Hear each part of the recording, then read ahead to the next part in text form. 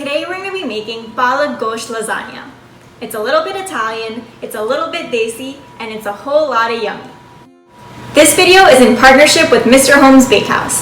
They send you a kit with ingredients and recipes so you can make all your favorite carbs at home. First, we're going to start off by putting some stew beef in a pressure cooker. You can use a pressure cooker or you can use a regular pot, just whatever's convenient for you. I'll add a little bit of salt to this as well as some ginger chili garlic paste to get things spicy from the get-go. Then we'll cover this in water just so there's enough even over the beef and let it cook until the beef is soft. Then when it's done, I'm going to use this potato masher to kind of shred things up so it's a little bit easier to get into the lasagna. Now we're going to take some flour and salt and make a well in the center. Essentially, we're kind of making a commode for what's about to happen next. We're going to reserve a little bit of this to the side because we're going to need it later. Now, remember that commode we made? Yep, we're going to plop in some eggs into the center. And then we're going to add a glug of olive oil. You can use regular olive oil or extra virgin. I don't know what makes oil more or less virgin. And then we're going to mix everything up, collecting more and more flour and salt from the sides until it's well combined. When you get to a place where the mixer isn't doing anything, you can switch to your hands and knead it up. Just take out all of your aggressions onto this piece of dough. Then when that's done, we're going to wrap it in plastic wrap and let it rest for a while. Now we're going to move on to the Palak Gosht filling for our lasagna. So my pan's already been heating up, so I'll add a little bit of oil to get things started. And then the next thing we're going to add is a little bit of ginger chili garlic paste. So that's going to give us a really nice flavor base to get everything going. And you want to heat this up for like 10 to 15 seconds just until you start smelling things, but not long enough for things to start burning. Alright, now it's time for the tomatoes. And so this is going to be our main source of moisture for the sauce that we're trying to create. So we're going to let these cook down for a little bit with our ginger chili garlic paste. But before we let it go, we're going to add a little bit of spices. So we'll start off with salt, add a little bit of turmeric, some red chili powder, some cumin powder, some coriander powder, and some garam masala. And so we're going to let all of this cook down until it gets nice and saucy and the tomatoes have kind of given up all of their liquid. Then they'll become nice and caramelized, and then we can move on with the next step. So you know your tomatoes are done when they start looking nice and jammy. And another good indicator is that you don't really see big chunks of tomato anymore, you just kind of see their skins floating around. That sounds morbid. But it's time for our next step, so we're going to add our boiled and shredded beef into this tomato mixture.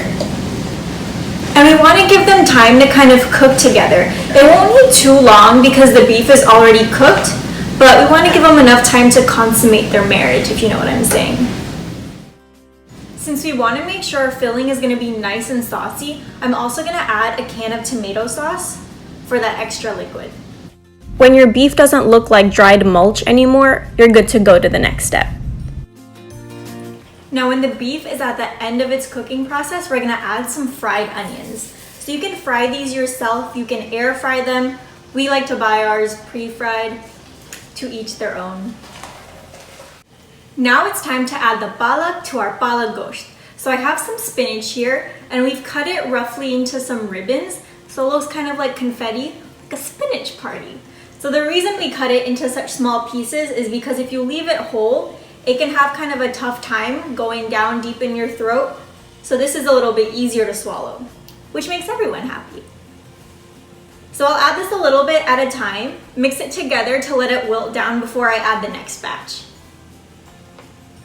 So this is what it looks like when my last batch of spinach was added. I didn't wilt that one down because it'll happen with the residual heat. Then we're going to take our pasta dough that's been resting and divide it into small manageable pieces since I don't have a pasta machine. Then I'll sprinkle some of that flour and salt mixture that we reserved and begin rolling it out.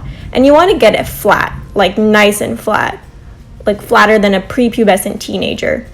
And we're gonna cut it up into pieces. I chose squares, except I decided to forget everything I had ever learned in geometry class about squares. And so you'll see that my squares here look more like rhombuses or trapezoids. I don't know what I was thinking. Do better than I did. Then we're gonna line up all of our pasta sheets, and I sprinkled some of that flour salt in between so they don't stick to each other while they're chilling out. Then we're gonna take that leftover beef stock that we had and add some more water to it, as well as some salt, and that's gonna be our pasta boiling water. Then we're gonna plop in our pasta one at a time. I mean, you're gonna hear the same sounds that you hear every morning in the toilet anyways, just plop, plop, plop, plop. Just keep adding until they're nice and al dente, then you'll fish them out and get ready to assemble. So I'm putting down some of that saucy mixture because you always wanna have that so the pasta doesn't stick to the bottom of your tray. Then I'm gonna kind of shingle my pasta pieces, my lopsided pasta pieces. I can guarantee you that a perfectly square piece of pasta tastes no different than one of these irregular shaped pastas. You can take my word for it. So I'll shingle those on, add another layer of sauce. You got the beef in there, you got the spinach in there, you got those tomatoes and onions in there. It's nice and spicy, tastes real good. I'm just talking to take up time. Fill, blah, blah, blah. Then I'm going to take some cheese. I used mozzarella cheese. Guys, if you learn one thing from watching this video, never buy pre-shredded cheese. It's full of random additives and starches. Anyways, once your lasagna is all filled up to the top, you're going to keep repeating those layers. And then I'm going to cover it with aluminum foil and put it into the oven for its first bake. Then when it comes out, we're going to take off the aluminum foil and put it in for its second bake. So this is so we know that the lasagna is cooked all the way through top to bottom, and then when that's done, we can cook it again to make sure the cheese on top is nice and golden brown, bubbly, crunchy, crispy, and there you have it. There is your Palak Gosht Lasagna.